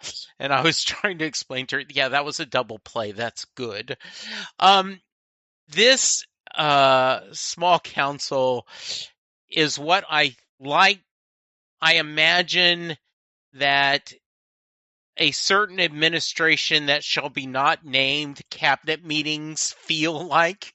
I shall not dwell into that, but just it is chaos and nothing gets done, and there's it is funny as watching it, but it is sad if this is the reality, if you're in that world. There are real problems going on in this city and this world, and they need leadership and they need things to be done. And when your master of ships, or the guy that was basically the chief petty officer of the ship, is your best member of your cabinet, you're like, wow. And I hope we pick that scene later to discuss. So yeah, I loved this. And I want to tell not Allison, I want to tell Rhianna, right? The definition of insanity is doing the same thing over and over again, expecting different results. So, assassins should work, and let's see what happens. So, yeah, a lot of fun stuff happening there.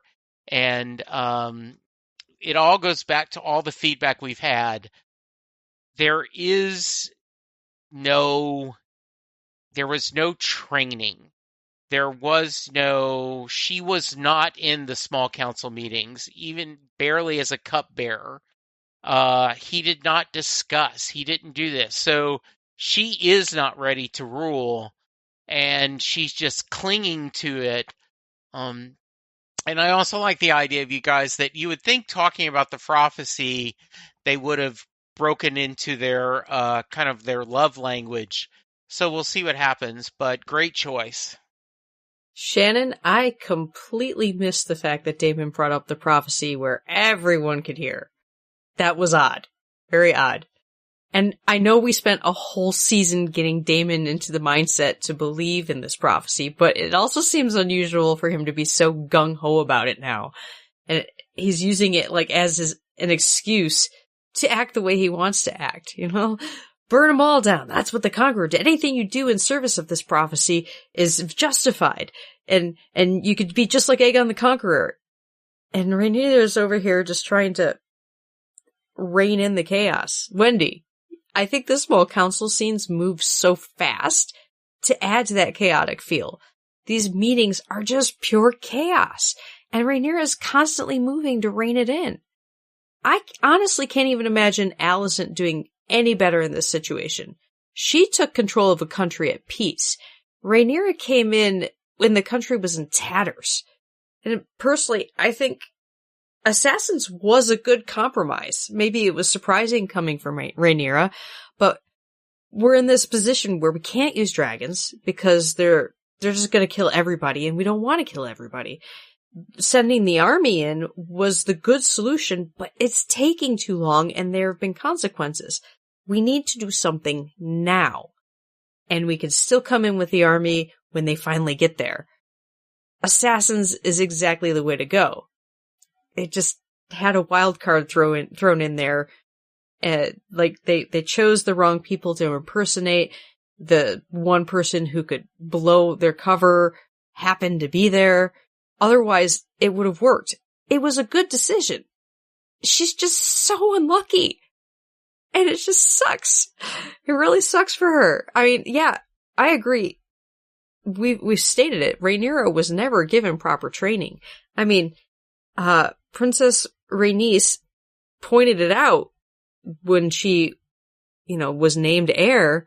She's like, yeah, and how do you think they feel about that while you're filling their cups? Like, she wasn't getting treated like an heir. She never was.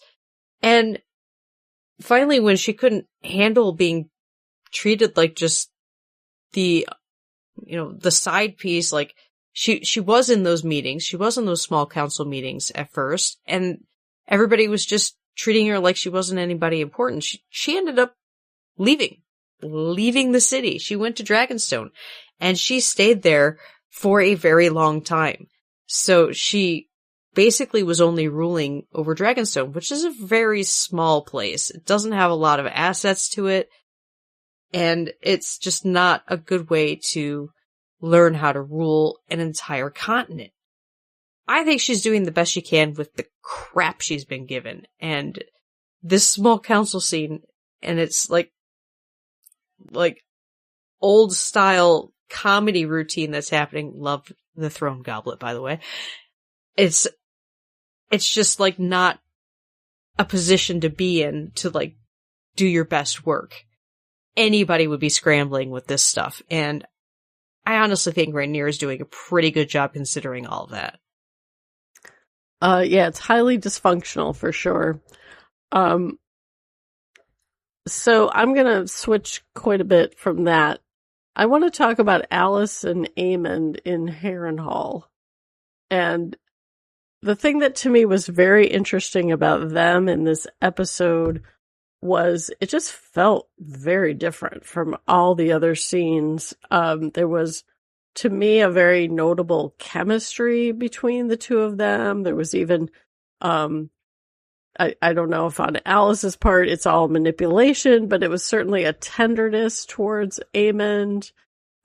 She talks about how they've both been cursed, and, Aemond views himself as, weak and incapable without his dragon. So he's wants to, get out of there and get on his dragon. And, Alice talks about the bounty on him, and he's even more questioning. Is like, well, that means that you're in danger too, or you could just turn me in. So, Alice is able to reach him through Vagar in a way when she says, well, maybe Vagar's actually protecting you, by flying away so that you can hide and heal up, because Vagar is that target that's not here. I loved her thought that the frog in winter sleeps under the ice, and the idea of basically playing possum for a while to heal up until he's back to his full fighting strength. And he's still not having it. And they go out to the place where she shows him the dragon eggs, and he's asking her, what's your game? And she's like, well, are you willing to play? Are you willing to learn? And that's when she presents these eggs, which were Dreamfire's eggs, which is the dragon of Helena. So I'm wondering if the fact that, that Dreamfire connection at Harrenhal, I don't know if that helps her dreaming somewhat or not.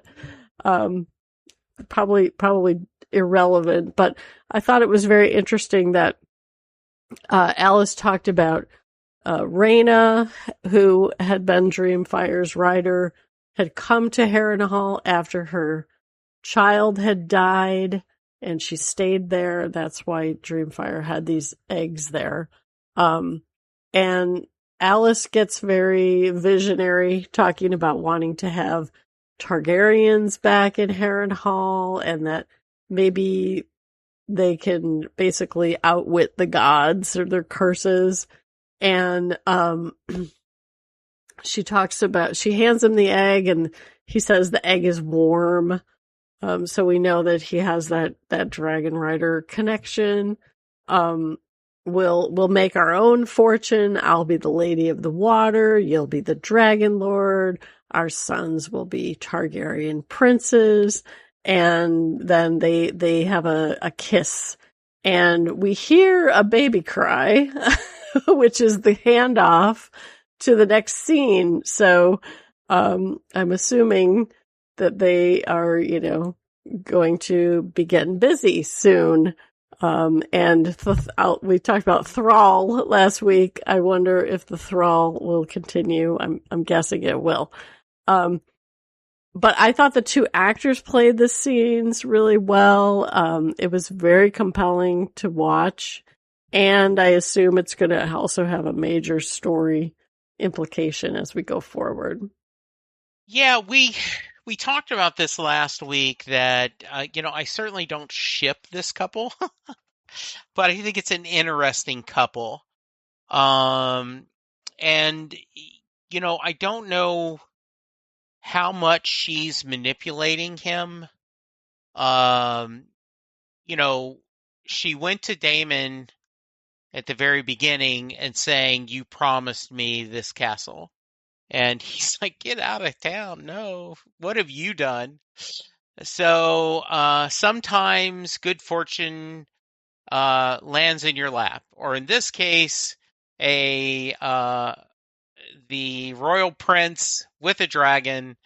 And so she is working through this. I think it's an interesting, if you want to call it a power couple, with her magic, his dragon. I saw speculation those perhaps were Dany's eggs, but, I don't think so. But I thought it was a fun speculation, and the idea of they're warm. And I now had all these questions about, don't you need to keep eggs in an incubator, even if it's a dragon and like they're just hanging around, wouldn't they be bad? So yeah, a lot going on. She kills that poor person.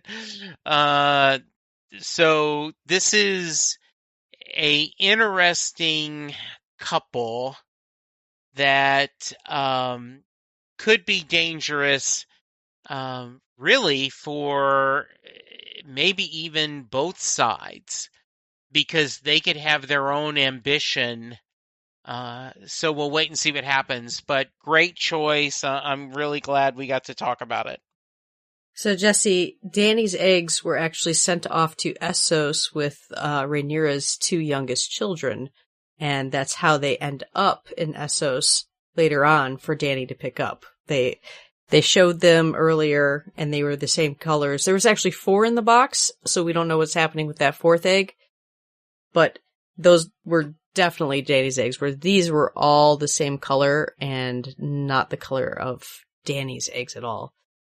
I really don't know how to feel about this pairing. I labeled this part as, Alice and Aemon starting the medieval Addams family.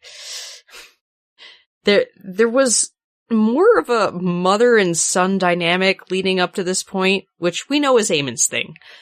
But now it's becoming more sexual, but they're not actually related, so there isn't really anything inherently icky about them as a couple. But Alice is clearly manipulating him, which goes back to icky again. Plus, they've both killed people to defend the other, but they're both so creepy and kooky that they actually make a perfect pair. I don't know how to feel about it. And I don't know where Alice is going with this whole stopping Aemon from finding Vhagar while pushing 5 more eggs toward him. Is she planning on replacing his dragon? That's gonna take a lot of time. You know, dragons need time to first off hatch and then grow up.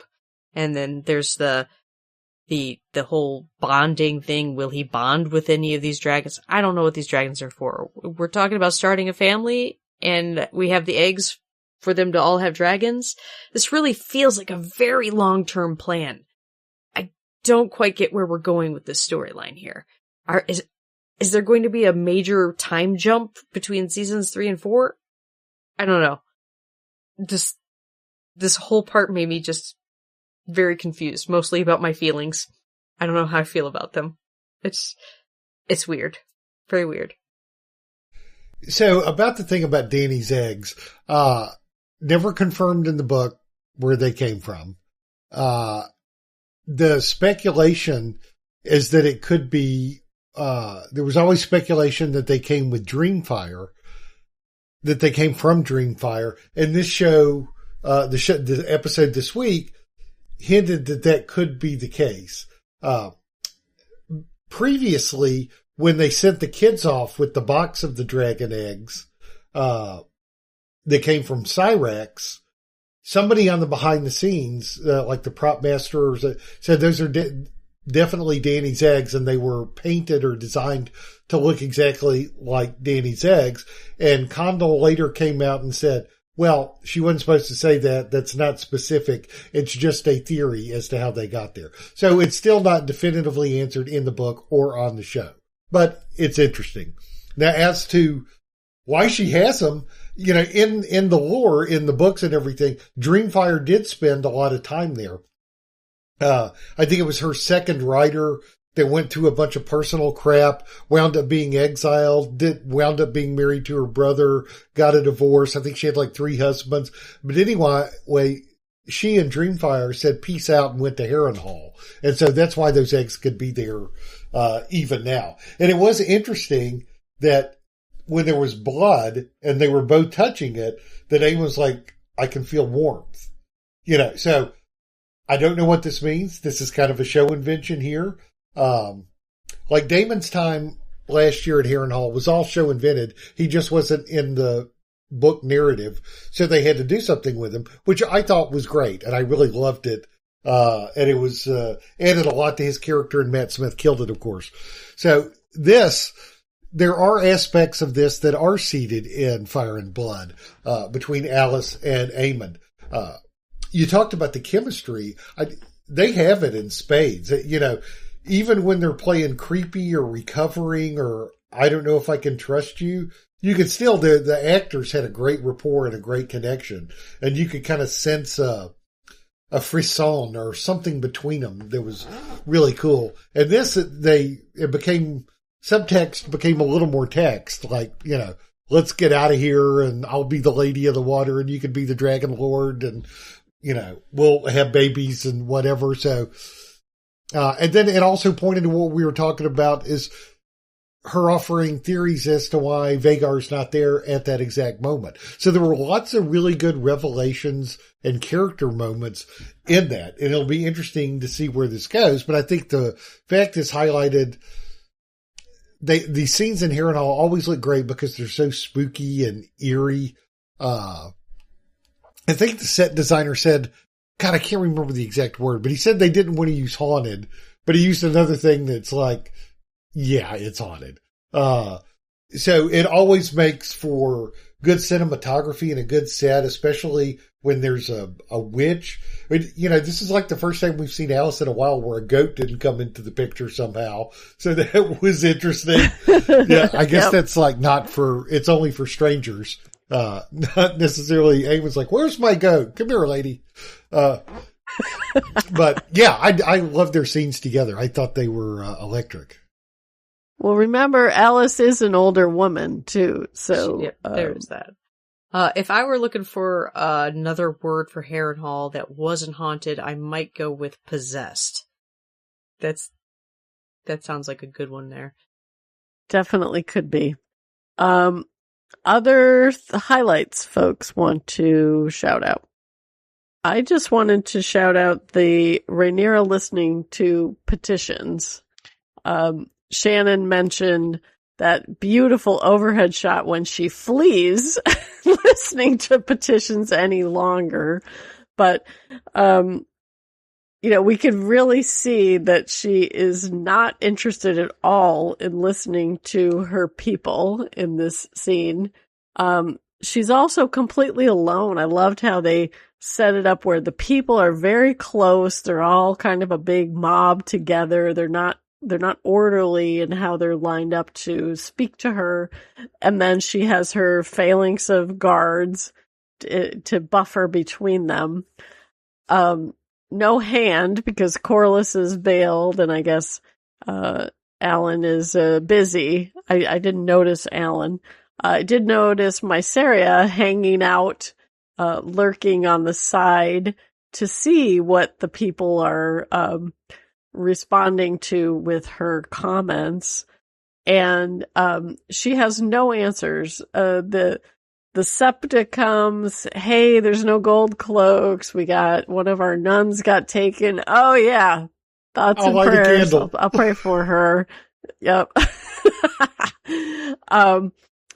And the final straw is the guy who comes and says, look, the gold cloaks are gone. We look to you for help and, what are you going to do for us? And she's got nothing. She cuts her finger the same way that her father did.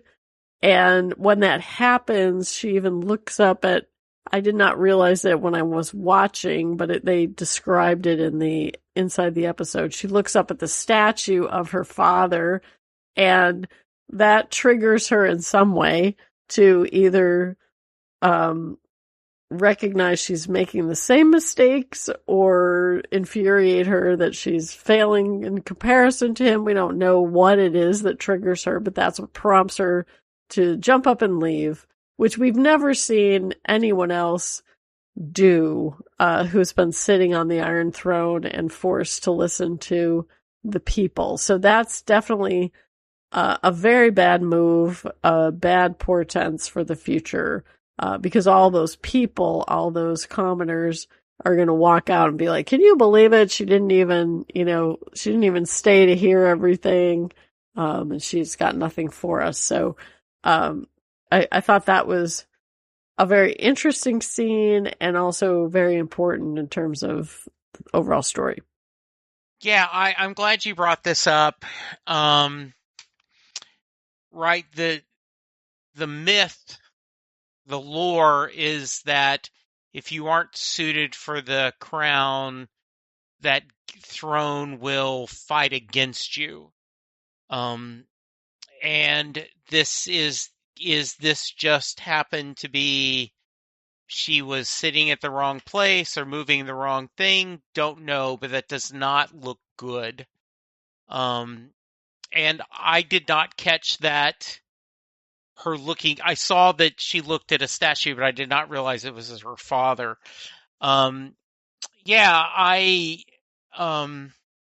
In business, they often talk about making a decision is one of the most important things. Obviously, you don't want to make a bad decision, but even choosing a bad decision is better than no decision at all. And she is having trouble, doing this. And we keep coming back to that. I think the show wants us to be aware that she is not in the best of places. So I like the politics of that. And, I keep going back to she does not have the best people around her to help her make better decisions. So really, really good point to talk about. I was watching that, like, Massaria is off to the side, making faces at Rhaenyra's choices. I'm like, what are you doing all the way over there? Get over there and advise her. She's throwing Lord Manderley under the bus like Massaria told her to, and it's not working. She's throwing other people under the bus for other things. I mentioned earlier that she offered up thoughts and prayers, but honestly, that's all she has to give out. And as much as I like Sir Tyland, I really hope Rhaenyra gets her hands on him so she can find the frickin' money. Because that's what she needs. It was supposed to be there. It's part of the crown's seat, is having the money to run the country, and they hid it on her. And that's really what she's dealing with. She's got all these people who don't understand her position. They think there's just like this bottomless pit of money for her to hand out, and she's choosing not to. And she's just as frustrated as they are. But you can't say that to them. Like, you can't explain that to them. I'm sorry, I got here and all the money was stolen. It was gone. And I'm doing the best with what I have. 'Cause then they're just gonna think she's a bad ruler. Like, it was this scene after the small council meeting. It's just too many hits on Rhaenyra. I felt like they're doing her dirty. I really feel like she really is doing a good job in the situation. It's just a crap situation. And I actually am surprised she held out as long as she did. And the only reason she ran out is because cutting yourself on the throne is such a bad omen. I mean, we saw what it did to her father, but I think there was history of several other people not doing well as the ruler if they bled on that throne. So, yeah, that was just another frustration scene for Rhaenyra. Yeah, that was a good scene. Have we ever seen taking applications from the small folk scene go well for the ruler? I don't think we have. It's always just like, oh my God, I got to deal with this. And sometimes it's nonsense and other times there are legitimate complaints, and you feel for the ruler because there's not a lot they can do. And then you get one where, like Joffrey, when it's clear, even if he could solve problems, he has no interest in it. So yeah, those don't usually go well. Three other little tiny things that I noticed that I wanted to bring up before we go. Massaria instructs a guard to kill the the household employee, who's the only one who knew that Massaria knew that Helena was pregnant. So she lied to Rhaenyra, and she's covering her bases by having the only other person who knew that killed. That was a little thing. Speaking of like little birds you could tell, the girl that they kind of focused on for a second when Daemon was giving the business to Ulf was one of Ormond's little birds. Yep. So we're sure that'll get back. And then I'm very curious. I hope we get into it next episode. It looked like in the previews that we will, is how Rhaenyra was taken with the knowledge that Helena could be a dreamer. So I think those are all interesting things to look forward to for the future. You know, you brought up how no ruler has done well taking petitions from the common folk. I'm gonna, step out of Game of Thrones for a second here and go to something completely weird. So my favorite Disney princess is Rapunzel from Tangled. And there was a series about Rapunzel after that. And there is an episode where she's doing that. She's taking petitions from the people. And, this is Disney and it's Tangled and it's light and fun. And she's making decisions for all these people that should solve all their problems. But then the next day they all come back and well, this happened because of that. And now it's even worse than before. And even in the Disney world, no one is good at taking petitions from the common folk. There's just too many voices. Too many voices. Shannon, I want to go back to your comments about Rhaenyra and Helena, because I thought that in the scenes where Helena is talking to her mother and the mom is saying, I'm coming back, and you can just see on Helena's face that she knows a lot of bad things are coming. And that's our prophecy, vision related. And I definitely got not a good feeling when Rhaenyra was, perking up when she realized, she's talking about, I think her name was Denise, the dreamer, who is the one who dreamt about the doom of Valyria, and tying that back to prophecy and trying to, the implication from that trailer was trying to use Helena as her personal psychic and draw conclusions about battle plans from that. Doesn't make me have a happy feeling in my tummy. I do have one more question after folks give comments about Shannon's comments, so I'll just throw it out. Is Corlys dead or captured at the end? Thoughts? Yeah, I am not sure. I think he's a big enough character they would show him being killed.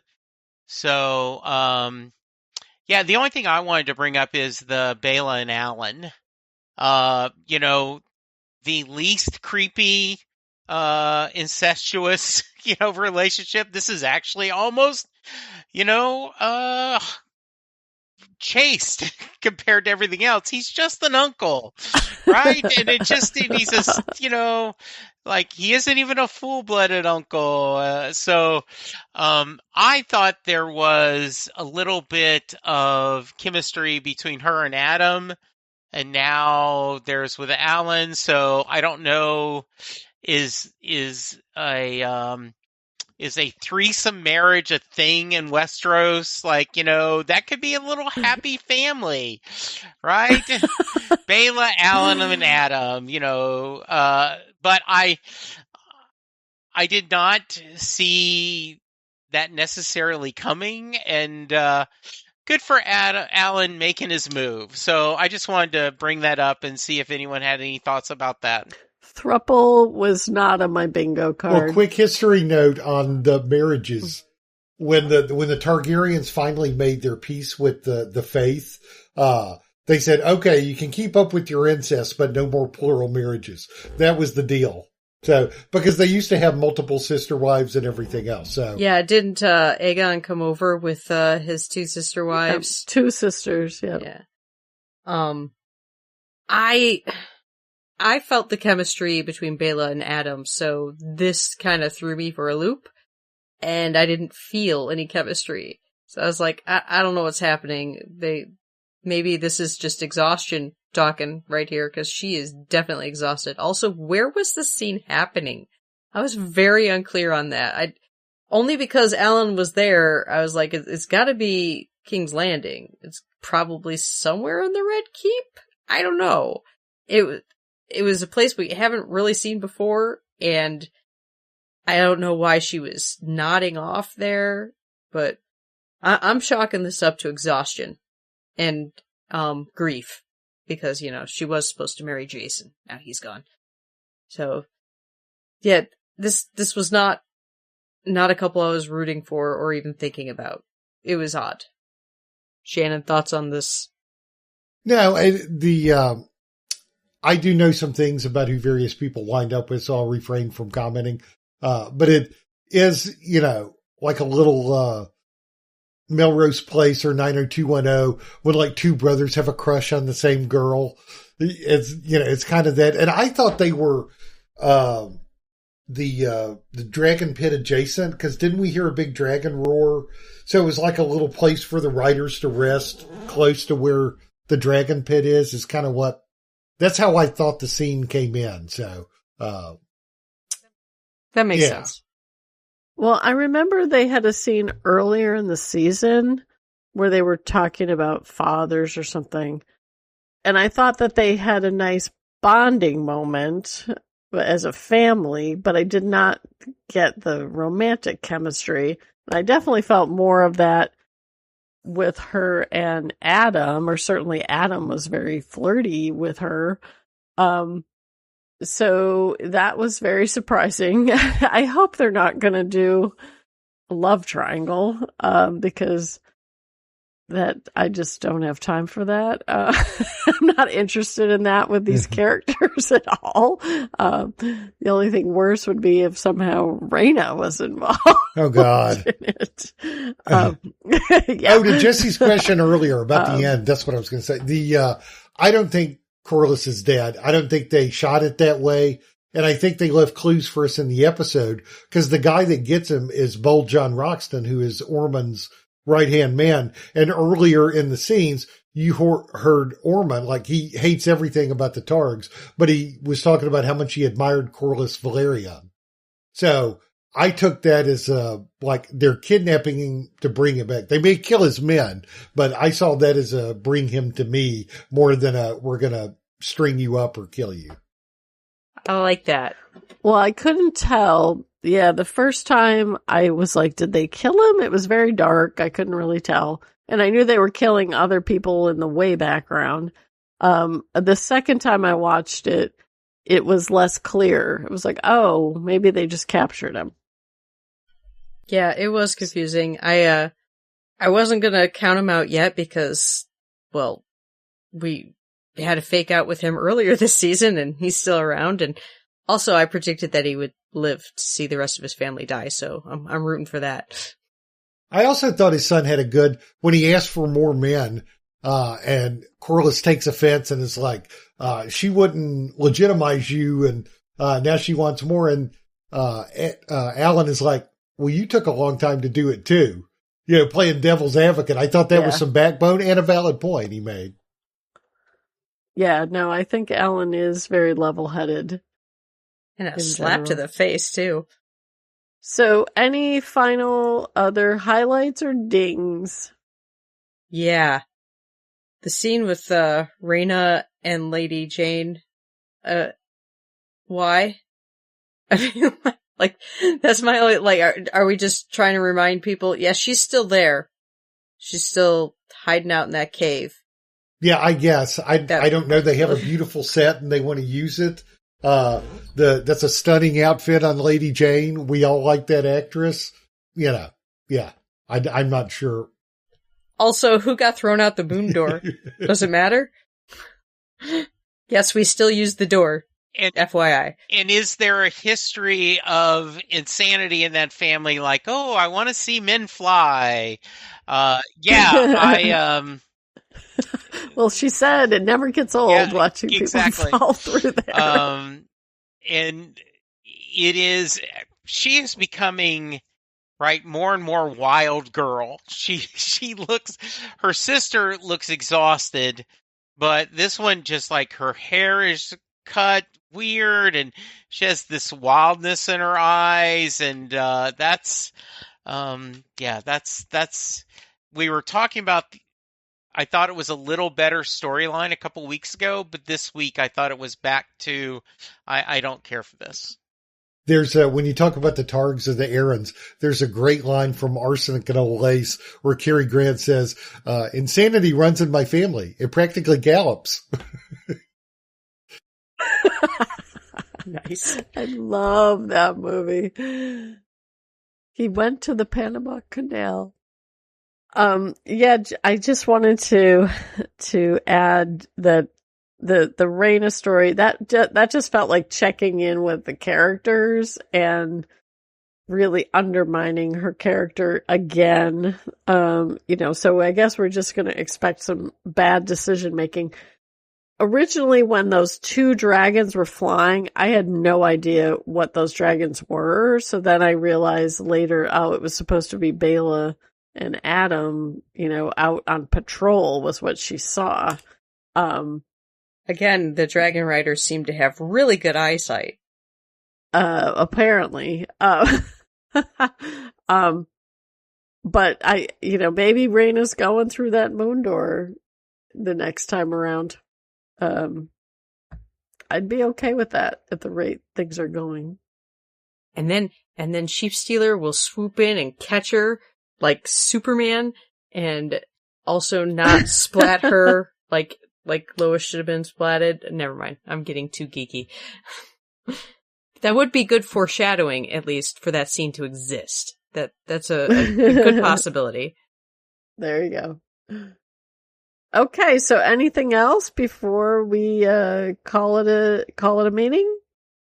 No, I think we have spilled the guts of this episode onto the floor. I think we're done. Where's my Pomander? Yeah, I think we've talked the good, the bad, and the ugly. Absolutely. So, very quickly before we go, I want to thank all of our listeners. I want to encourage you to send Raven's comments, voicemails, and I want to thank our maesters, Jesse, Shannon, and Christine. We will see you again soon. Bye, everybody. Thanks for listening. Bye. Thank you. Go sleep in a nice feather bed. Grandma's feather bed. We'd love to hear our listeners voice thoughts and send us feedback. Call us at 706-927-8478. Stop by our tuningintoscifitv.com blog to record a SpeakPipe message or check the show notes and leave us comments. From the blog, you can also find links to forum discussions and subscribe to our RSS feed. Call into our Tuning Into Sci-Fi TV Skype account and leave us a message. Be social with us on our Tuning Into Sci-Fi TV Facebook page or follow us at Tuning Into Sci-Fi on Twitter.